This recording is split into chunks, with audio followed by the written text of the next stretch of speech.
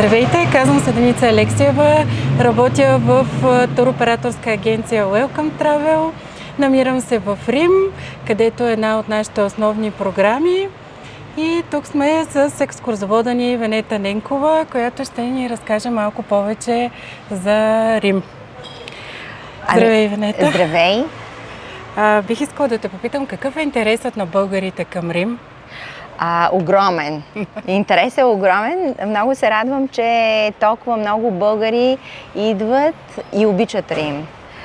Много често българите пътуват и без агенции, и без екскурзоводи, но аз винаги съветвам поне веднъж или първия път туристите да използват туристическа агенция и екскурзовод, за да имат идея за града. Това е един огромен град с една невероятна история.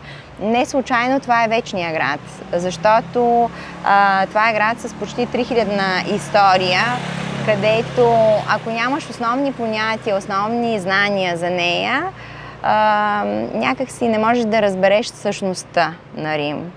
А Рим, това е един град философия. Аз така го наричам, защото тук човек може да преоткрие себе си, може да открие дори историята за своя собствен род, защото историята на Рим е тясно свързан с историята на днешните български земи.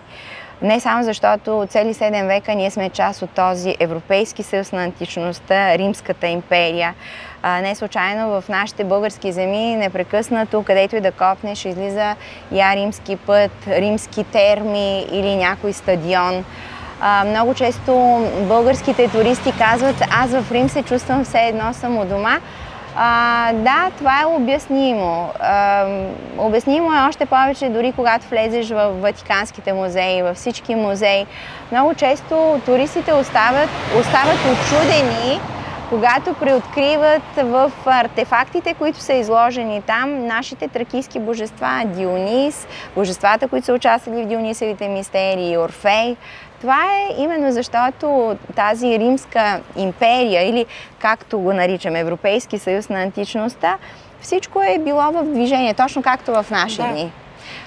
Както в наши дни Европейския съюз строи магистрали, така в античността Древния Рим са строили тези пътища, които и до наши дни са така останали и ползваме. Вия Понтика, която минава покрай Черноморието, Вия Диагоналис и не само.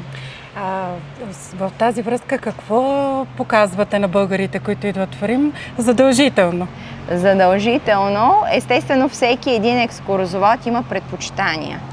И мисля, че нито един екскурзовод не показва абсолютно същите неща и не акцентира върху същите неща, върху които акцентират другите колеги. Специално аз изключително много се интересувам от българските следи в Рим и тракийските следи в музеите.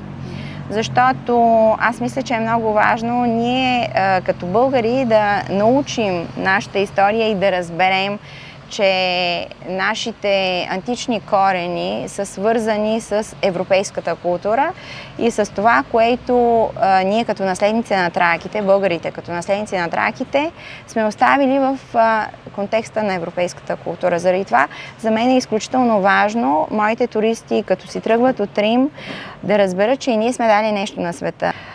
Не само сме разпространили християнството в източния свят, а сме направили нещо много повече. И то тръгва още от древността. И според теб, кое най-много впечатлява българските туристи, когато дойдат в Рим? Кое ги впечатлява? Кога грейват усмивките? Кое ги впечатлява? Впечатлява ги архитектурата. Естествено, това, което са учили в училище. Впечатлява ги Колизеума. Впечатляват ги църквите. Защото виждат духовността няма как да бъде скрита.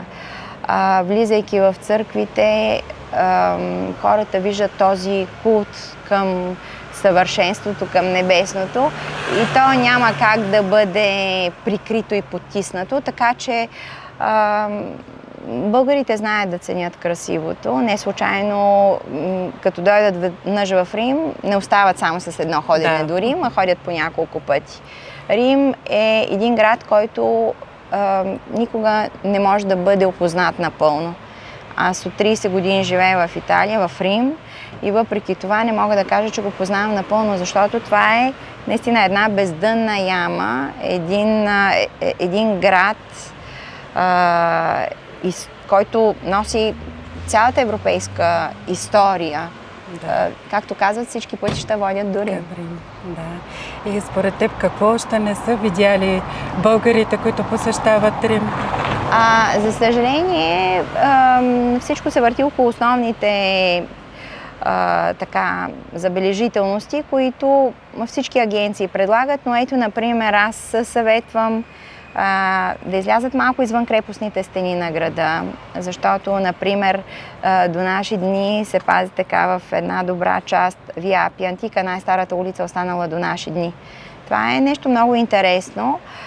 До година ще бъде юбилейната година. Може би това е една добра причина туристите да преоткрият християнските следи, откъде тръгва християнството. Може би, излизайки извън центъра на града, извън Рим също има уникални места, вили, например вила Торлония. Много интересно би било да се видят мавзолеите на Елена, майката на Константин, на Костанца, катакомбите, където са били погребани първите християни. Има също така много други интересни неща. Много трудно се намират билети за Ватикана, за Ватиканските музеи. Малко хора посещават или почти никой не посещава некропола. Особено за малки групички, до 12 души, може да бъде посетен некропола под базиликата Свети Петър, където всъщност е открит гроба на Петър. И да се отиде да се види на място точно къде е гроба, защото то няма иначе друг начин как да се види. Така че това, което съветвам, ето през юбилейната година, когато ще има доста така, ще бъде пълно с вярващи, едно място във Ватикана, което малко българи познават, е некропола. И може да бъде видян. И може да бъде видян с повече успех. Да, на по-ниски цени и за малки групи, до 12 души. Благодарим ти, Вени. И аз благодаря. И ви чакам в Рим. С удоволствие ще се върнем пак. Да ви бъдат опростени греховете до година. Да, благодаря. Благодарим и на читателите, и на зрителите на Travel News.